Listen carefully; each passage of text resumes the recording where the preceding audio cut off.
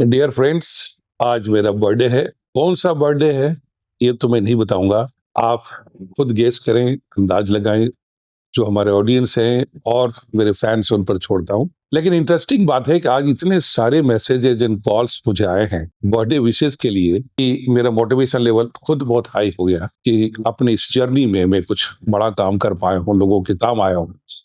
उसमें से एक खास तौर का रिक्वेस्ट बहुत लोगों से आया कि आज के दिन में कुछ ऐसा वीडियो बनाएं जैसे अपने जीवन के सफर, इस तरह से चाणक्य अकेडमी के आपने फाउंडेशन रखा, इतना बड़ा किया, इतने सालों का एक्सपीरियंस जो आपने गैदर किया, तो वो कैसे हुआ, कैसे जर्नी आई और आपकी जीवन यात्रा अभी तक की जो रही है उससे क्या सीखा, खुद को कैसे इम्प्रूव किया, लोगों को क्या सिखाया, इस पर आधारित कुछ आप संक्षेप में हमें बताएं। मुझे खुशी है कि ऐसे मौके पर मैं आपके साथ ये साझा कर रहा हूँ। मेरी शुरुआत एक बहुत छोटे से गांव जो आज झारखंड में स्थित है, हजारीबाग डिस्ट्रिक्ट में, वहां से शुरू हुई। और मुझे गर्व है कि मैं गांव के माहौल में पला बढ़ा। और एक बात का और गर्व है कि मेरे पिताजी ने उस इलाके के लिए सबसे पहला हाई स्कूल बनाया। उनकी ग्रैंडफादर की एक बहुत बड़ी इच्छा थी कि वो खुद जॉब ना करें, समाज सेवा के तौर पर कुछ ऐसा काम करें जो आने वाले समय में उस इलाके के लिए एक बहुत बड़ा काम हो जाए। और इस प्रकार से उन्होंने एक पहला हाई स्कूल का निर्माण कराया।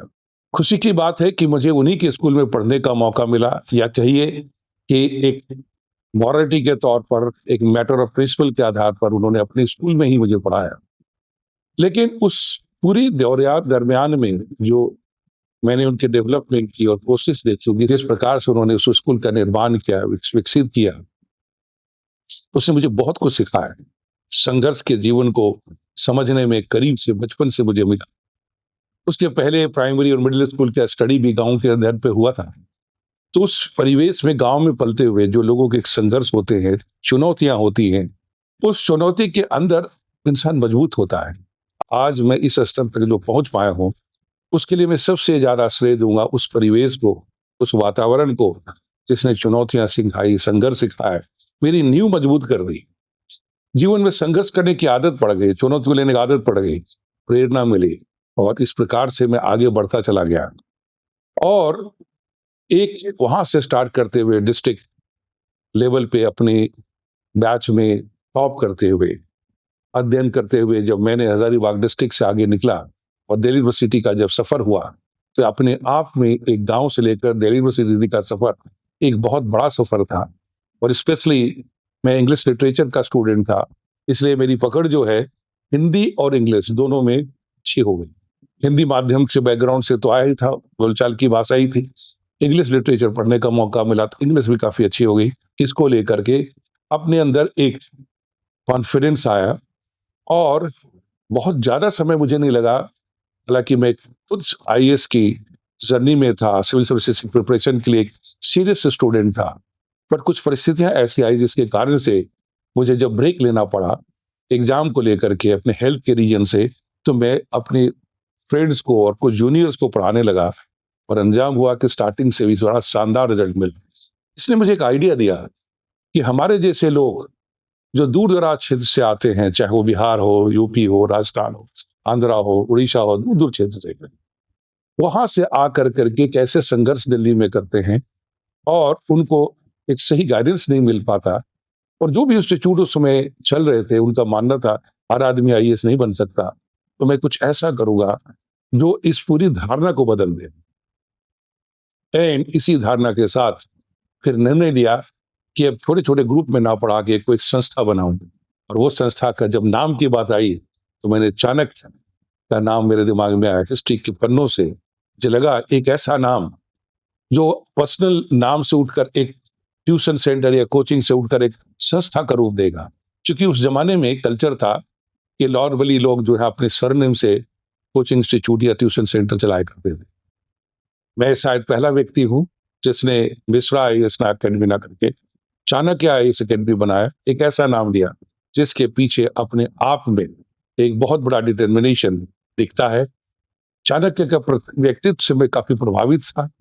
एक from nowhere to extraordinary became such a historical name, जिसने पूरे हिंदुस्तान को इंटीग्रेट करके एक बना दिया। एक मिलिट्री एडमिनिस्ट्रेशन को चेंज करके सिविल एडमिनिस्ट्रेशन दिया। वेलफेयर स्टेट की कल्पना की और पूरे हिंदुस्तान को सोशल, कल्चरल, इकोनॉमिक इंटीग्रिटी इतने बड़े स्केल पर दी जो आज तक भी विशाल है और आज तक भी उससे निकले हुए जो एडमिनिस्ट्रेटिव सिस्टम्स हैं, पैटर्न है, सिर्फ इंडिया नहीं पूरे वर्ल्ड ओवर इसको फॉलो किया जाता है। 1993 से लेकर आज तक का जो सफर है वो साधारण नहीं था, काफी अप्स एंड डाउन्स थे, काफी चुनौतियों का सामना करना पड़ा, स्पेशली क्योंकि मेरा कोई बिजनेस बैकग्राउंड नहीं था, कोई फाइनेंशियल बैकअप नहीं था, पेरेंट्स की ओर से इसके लिए कोई सपोर्ट नहीं था कि मुझे बिजनेस में जाना है या इस तरह की प्राइवेट इंस्टीट्यूशन खड़ा करना है, क्योंकि सबकी कल्पना में थी कि एक मेधावी छात्र होने के नाते, एक एक्स्ट्राऑर्डिनरी स्टूडेंट होने के नाते कि मैं एक आईएएस ऑफिसर बनूं। लेकिन मेरी धारणा थी कि मैं आईएएस बनूं, उन्हें लोगों को बनाऊं, और एक समय आएगा जब रिटायर नहीं होगा, समय के साथ और मैं ग्रो करता जाऊंगा, इवॉल्व करता जाऊंगा। मेरे पेरेंट्स जो अब इस दुनिया में नहीं हैं, लेकिन उनको लगातार गर्व था कि मेरे बेटे ने कुछ अलग काम किया। तो मैं एक ऐसे अवसर पे कहना चाहूंगा कि आप हमेशा अपने दिल की सुनिए, अपनी एबिलिटी को पहचानिए, आपके अंदर कुछ न कुछ यूनिकनेस होगी, इसको पहचानिए, वही आपको एक्सेलेंट होने में हेल्प करेगा। मैंने अपने अंदर वो पहचाना कि मेरे अंदर ऐसी क्या चीज है जो मुझको सबसे अलग कर सकता है। वो शुरुआत तो हुई थी ऑफिसर बनने की कि मैं भी एक आईएएस ऑफिसर बन जाऊं, लेकिन अंदर से भावना जागी कि मैं एक अच्छा ट्रेनर हूं, मैं एक अच्छा शिक्षक हूं, कम्युनिकेशन स्किल मेरी अच्छी है, मैं हजारों लाखों लोगों की हेल्प कर सकता हूं। और समय के साथ मेरे विद्यार्थियों ने, मेरे ऑडियंस ने मुझे सक्सेस गुरु बना दिया। बट ये चुनौतियां बहुत ज्यादा थी, अप्स एंड डाउन काफी था। पहले भी कई बार इस प्रकार की चुनौतियों का सामना करना पड़ा। ऑल इंडिया लेवल पे पूरे 22 सेंटर्स बनाना कोरोना के पहले, लॉकडाउन से पहले, और फिर सारे सेंटर का फिर बंद हो जाना, और उसके बाद दोबारा रिवाइवल की कोशिश, जिसमें आज भी संघर्षशील हैं। इस सब से एक चीज जो खास सीखने को मिली, जो मैं आप सबसे साझा करना चाहूंगा, कि सबसे पहले कोई भी बड़ा आप काम करेंगे तो आपके मन में एक सेंस ऑफ डाउट होगा, चाहे आईएएस का एग्जाम दे रहे हैं, यूपीएससी के द्वारा सिविल सर्विस एग्जाम दे रहे हैं, या स्टेट पीसीएस एग्जाम दे रहे हैं, या कोई भी बड़ा काम करना चाहेंगे, तो डाउट एंड फियर आना निश्चित है। क्योंकि जब आप कंफर्ट जोन से बाहर आते हैं तो आपको एक अनसर्टेन की दुनिया आती है, बड़ी दुनिया आती है, इम्पॉसिबल वर्ल्ड में अब इंटर करना चाहते हैं, तो डाउट एंड फियर आई। इसलिए सोच के चलिए कि नेगेटिव नहीं है, कोई आपके साथ अनोखा नहीं हो रहा है। यदि आप आईएएस की तैयारी करने के लिए निकले हैं या कर रहे हैं, तो आपको एक डाउट बीच बीच में आ रहा हो, फियर हो रहा हो, it's a part and parcel, rather it's a good sign कि यू आर कॉन्शियस। लेकिन इसको डोमिनेट मत करने दीजिए, रादर आप इसको अपने चैलेंज समझिए और एक सुलगता हुआ मोटिवेशन का कारण समझिए। दूसरी चीज है कि fear is the greatest enemy of man. Fear को निकालिए। फियर हमेशा भ्रम से आता है। जब अपने काम को, अपने लक्ष्य को ठीक से समझेंगे, जब अपने सिलेबस को ठीक समझेंगे, एग्जामिनेशन के पैटर्न को आप समझेंगे, तो आपका फियर खत्म हो जाएगा, फिर आप रेलेवेंट प्रिपरेशन कर पाएंगे। आज सोशल मीडिया का टाइम है, बहुत अच्छी बातें भी हो रही हैं, लेकिन आपके लिए बहुत डिस्ट्रैक्शंस के कारण भी बन रहे हैं। एक बात मैं यहाँ कहना चाहूंगा सीरियस स्टूडेंट से, और जो अपने करियर सिविल सर्विसेज की ओर देख रहे हैं, कि आप जो है इसको लाइटली ना लें। This examination is a serious exam, you can do it joyfully, that's very interesting important thing. इसमें स्ट्रेस टेंशन वाली बात नहीं है। आपकी सीरियसनेस, आपकी थॉटफुलनेस, आपकी जो एटिकेट है, पर्सनालिटी है, उसका लोग अनुसरण करेंगे, लोग फॉलो करेंगे। आप ऑफिसर लाइक क्वालिटी, ये ट्रेनिंग आपको मसूरी में सबसे पहले दिया जाएगा कि आपके बिहेवियर क्या होगा, आपके पैटर्न क्या होगा, कम्युनिकेशन क्या स्किल होगी, और आप किस तरह के सोचेंगे, कैसे पब्लिक में जाएंगे। ये बात ध्यान रखिए कि जो प्रिपरेशन है के दौरान ही क्वालिटी आपको डेवलप होना है। कोई भी कैंडिडेट सिलेक्शन के बाद आईएएस नहीं बनता, पहले अपने व्यवहार से, विचार से, सोच से, एटिकेट से, अपने लिविंग स्टाइल से आईएएस पहले बन जाता है। कंटेंट पे पहले अंडरस्टैंडिंग बढ़ जाती है, उसकी कम्युनिकेशन स्किल पहले बन जाती है। सिलेक्शन एक प्रोसेस है। जब आप मन से, विचार से, तौर तरीके से आईएएस बन जाएंगे, तो यूपीएससी भी स्क्रीन करके आपको सेलेक्ट करके आईएएस बना देगी। तो मैं कहना चाहूंगा इसको सीरियसली लीजिए। दूसरी चीज ये है, हारता वही है जो हार के लिए हमेशा डरता है, जीत उसकी होती है जो हारना नहीं जानता। हर किसी के लाइफ में फेलियर्स एंड सक्सेस की अप्स एंड डाउन्स होता है, आपके साथ भी होगा। जितना बड़ा काम करेंगे उतने ज्यादा चुनौतियां आएंगी, उतने ज्यादा संघर्ष आएंगे, but that is indication you are growing, क्योंकि एक प्रोसेस है। 3 स्टेज ऑफ एग्जाम, करीब आपको 1.5 से 2 साल जो टी पीरियड कम से कम जो निकालना होगा, इस बीच में मौसम चेंज होगा, परिस्थितियां चेंज होंगी, हेल्थ के भी चैलेंजेस आएंगे, फाइनेंशियल इश्यूज आ सकते हैं, इमोशनल स्ट्रेसेस आएंगे, but you have to practice resilience. Emotionally, you have to know how to cover up and get back to normalcy. So, ups and downs होगा।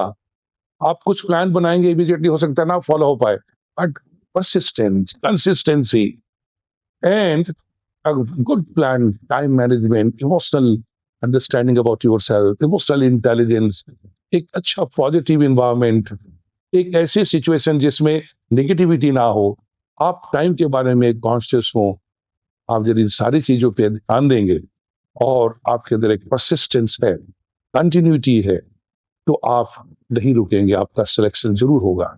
और ये बात सिर्फ सिविल सर्विसेज सिलेक्शन की बात नहीं है, सिर्फ आईएएस के प्रोफेशन की बात नहीं है। कोई भी व्यक्ति अपने जीवन में कुछ एक्स्ट्राऑर्डिनरी करना चाहता है, कुछ बड़ा करना चाहता है, तो चुनौतियां भी उतनी बड़ी आएंगी, डाउट्स भी उतने आएंगे, लेकिन मजा इस बात का है कि जब लोग दूसरे जिस चीज को इम्पॉसिबल समझें, उसको आप पॉसिबल कर दिखाएं।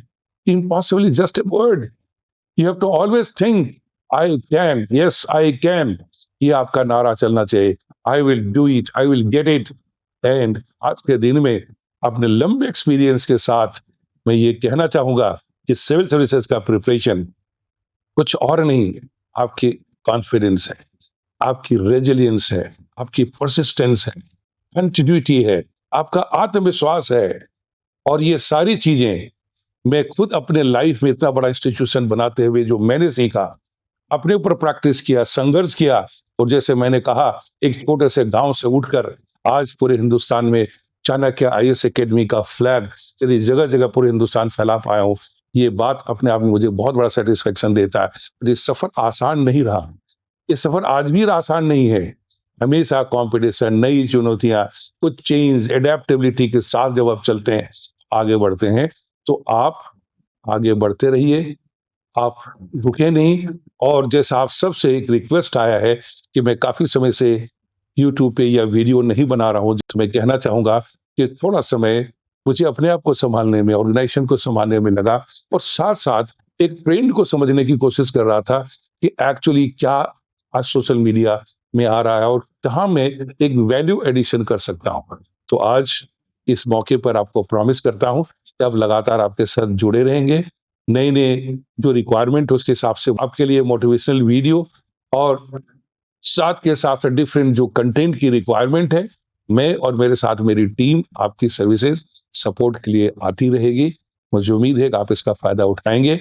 और मैं लास्ट में ये कहना चाहूंगा, आपके अंदर ये भावना चाहिए, यस आई कैन। तो चलिए, थैंक यू वेरी मच। आपके प्रेयर, आपके बेस्ट विशेज मेरे साथ हैं कि जितने भी लंबे समय तक आने वाले समय में सर्विसेज स्टूडेंट कम्युनिटी और जो अपने लाइफ में लीडरशिप, एंटरप्रेन्योरशिप के लिए आगे बढ़ना चाहते हैं, as a life coach, as a entrepreneurship coach, as a leadership coach, and specially as a coach for civil services aspirants, I'm always there with you. Thank you all very much.